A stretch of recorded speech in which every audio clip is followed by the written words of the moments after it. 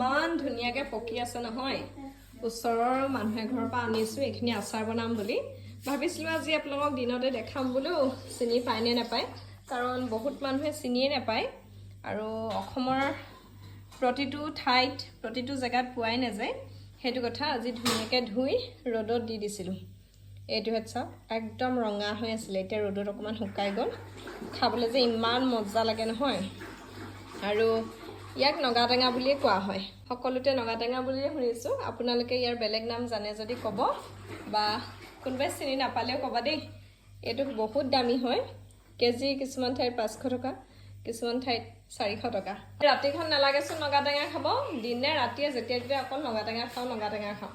নালাগে এতিয়া ৰাতিখন খাব দিনত খাব ৰাতিপুৱা খাম নগাটেঙা ঘৰত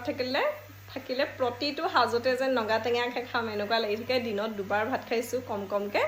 2বাৰ নগাটেঙা খাইছোঁ কালি ৰাতিও মই খাই দিছোঁ মাক দিয়া নাই বাৰু